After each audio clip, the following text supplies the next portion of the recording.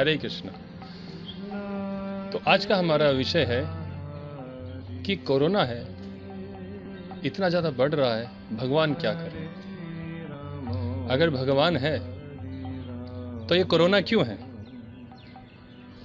तो इस प्रश्न के पीछे अगर आप देखेंगे तो कई और प्रश्न भी हैं, जैसे कि क्या भगवान निर्दयी हैं जो इतना कष्ट दे रहे हैं, और भगवान है भी या नहीं? इतनी समस्याएं हैं जीवन में, इतने कष्ट हैं, इतनी बीमारियां हैं, ये भी एक प्रश्न। और एक प्रश्न नहीं, एक इच्छा है कि अगर भगवान है तो हमें कोई कष्ट नहीं होना चाहिए। हम भगवान की पूजा कर रहे हैं तो कष्ट नहीं होना चाहिए, बिल्कुल नहीं होना चाहिए। और जो पूजा नहीं कर रहे हैं वो भी यही बोलते हैं कि भगवान अगर है तो इतने लोग भूखे क्यों मर रहे हैं, इतने कष्ट क्यों पा रहे हैं। तो ये प्रश्न भी इसके अंदर छुपा हुआ है। और इसके अंदर एक और विचार छुपा हुआ है कि भगवान हमारे नौकर हैं, हम जो इच्छा करें भगवान पूरी कर दें, और एक इच्छा पूरी नहीं की तो भगवान को दोष दे दो। तो भक्तों और मित्रों और इस समाज के लोगों, ये हमारी जो मानसिकता है, हमारे विचार है, बहुत गलत है। हम बोलेंगे आप कौन होते हो बताने वाले कि क्या गलत है क्या नहीं है, क्योंकि आप प्रश्न भगवान के बारे में कर रहे हैं। इसलिए मैं ये बताने जा रहा हूँ कि भगवान ने क्या ऐसा कहा है कि आपको कभी कोई कष्ट नहीं होगा। अगर आप मेरी भक्ति कर रहे हो तो आपको कभी भी कोई कष्ट नहीं होगा। तो भगवान क्या बोल रहे हैं, क्योंकि ये हमारा कर्तव्य है ये जानना कि भगवान क्या बोल रहे हैं, भगवान क्या कह रहे हैं, इस संसार में कष्ट क्यों आता है, और उस कष्ट से बचना है तो उसका क्या उपाय है। अगर आप कष्ट से बचना चाहते हैं, अगर आप चाहते हैं कि गवर्नमेंट आपको जेल में ना डाले, तो आपका कर्तव्य है ये रूल जानना, नियम जानना, गवर्नमेंट चाहती क्या है। तो भगवान ने ये ऐसा कभी नहीं कहा इस संसार में कष्ट नहीं होगा। भगवद गीता 13वां अध्याय और 8वां श्लोक, जन्म मृत्यु जरा व्याधि दुख दोषा अनुदर्शनम। भगवान ने इस 8 श्लोकों में बताया है कि क्या ज्ञान है, 13.8 से लेकर 12 तक, और इसके अलावा बाकी सब अज्ञान है। तो उसमें एक विषय आता है जन्म मृत्यु जरा व्याधि दुख दोषा अनुदर्शनम। जन्म, इस संसार में जन्म, मृत्यु हो रही है, जरा मतलब बुढ़ापा, व्याधि मतलब बीमारी। ये 4 समस्याएं असली समस्याएं हैं, और जो इनको असली समस्याएं मानता है वो बुद्धिमान है, ये भगवान ने बताया है। भगवान ने ये नहीं कहा कि ये समस्या नहीं आएगी, ये समस्या असली समस्या है, इससे बचना है। तो समस्याएं कौन सी होती हैं, और व्यापक तौर पे समस्या के ऊपर हमारा एक और वीडियो बनेगा, उस पर हम इस पर चर्चा करेंगे।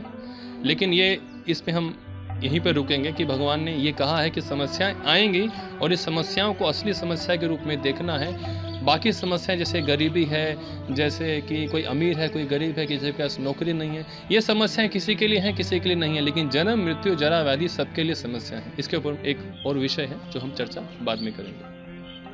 और फिर इसका उपाय क्या है, तो भगवान भगवद गीता के 8वें अध्याय के 16वें श्लोक में बोलते हैं, 8वां अध्याय 16वां श्लोक, आ ब्रह्मा भुवनार लोका पुनरावर्तिनोर्जना माम उपेत्य तु कौन्तेय पुनर्जन्म न विद्यते।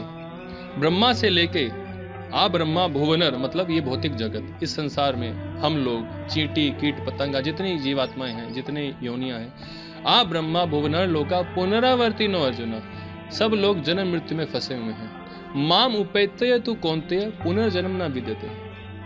आप अगर मुझे प्राप्त कर लेंगे तो आप पुनर्जन्म नहीं लेंगे। तो ये भगवान का असली उद्देश्य, ये भगवान की शिक्षा है कि अंत काले च मामेव स्मरण मुक्त्वा कलेवरम, अंतिम समय में मेरा स्मरण करो और आप मुझे प्राप्त करो। ये भगवान सिखाना चाह रहे हैं। भगवान ये नहीं कह रहे कि इस संसार में हमेशा के लिए रहो।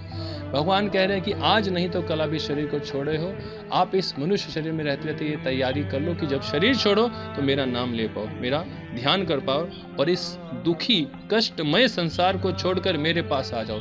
इस कष्टमय संसार में हमेशा सुखी रहने का प्रयास मत करो। और भगवान के भक्त भी ऐसा नहीं कि उनको कष्ट नहीं आता। भगवान के भक्त, कुंती महारानी खुद बोलती है, हमें कष्ट दीजिए ताकि हम आपको याद कर सकें, और अगर आपको याद करेंगे तो हमारा दोबारा पुनर्जन्म नहीं होगा। भक्त ये नहीं मांगता कि मुझे कष्ट ना हो, भगवान से भक्त ये मांगता है कि मैं कष्ट अगर मेरे सामने आए, अगर कष्ट मेरे सामने आए तो मैं उसे सहन कर पाऊँ, लेकिन अपने कर्तव्यों से मुख न मोड़ूँ और आपकी भक्ति से मुख न मोड़ूँ। ये भक्त की इच्छा होती है।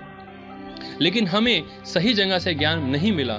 नास्तिक लोग और जो भी ये दुष्प्रचार है वो यही सिखाते हैं कि इतना कष्ट है, इसका मतलब भगवान नहीं है। अरे कष्ट जो आ रहा है वो हमें अपने कर्मों के कारण मिल रहा है। भगवान पिता अपने पुत्र को क्यों कष्ट देता है? जब देखता है कि पुत्र बहुत बिगड़ रहा है, इसको नहीं सुधारूं, भगवान की इच्छा से सब कुछ होता है, लेकिन भगवान सैंक्शन करते हैं।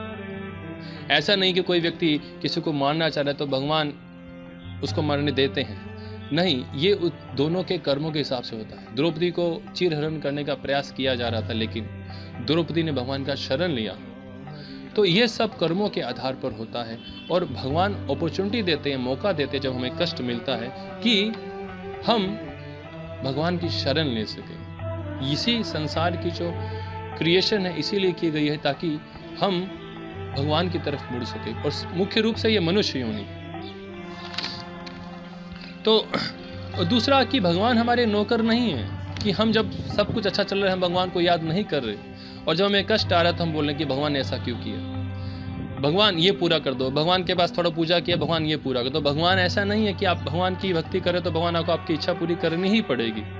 भगवान स्वतंत्र हैं। आप जो अपना कर्म कर रहे हैं, आप जो पूजा कर रहे हैं वो निष्काम भाव से करें, और भगवान और हमारे कर्मों के हिसाब से अगर वो हुआ तो वो हो भी सकता है और नहीं भी।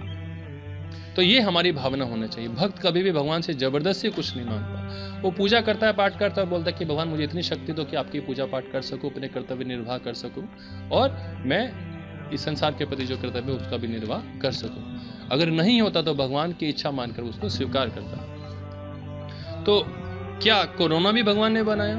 नहीं, ये हमारे कर्मों का फल है। कंक्लूजन यही है। भगवान ने कभी, कंक्लूजन इस वीडियो का यही है कि भगवान ने कोई कष्ट नहीं बनाया, ये हमारे कर्मों का फल है। और भगवान ने कभी ये नहीं कहा कि इस संसार में कष्ट नहीं मिलेगा। भगवान ने कहा है कि इसको कष्ट मिलेगा इस संसार में, अगर कष्ट से बचना है तो आप मेरी भक्ति करो, मेरे पास आओ। ये संसार का क्वालिटी है, दुखालयम अशाश्वतम। इसमें दुख मिलेगा और ये अशाश्वत है, टेम्परेरी है। अगर इससे बचना है, इससे कष्टों से बाहर आना है तो तुम मुझे प्राप्त करो।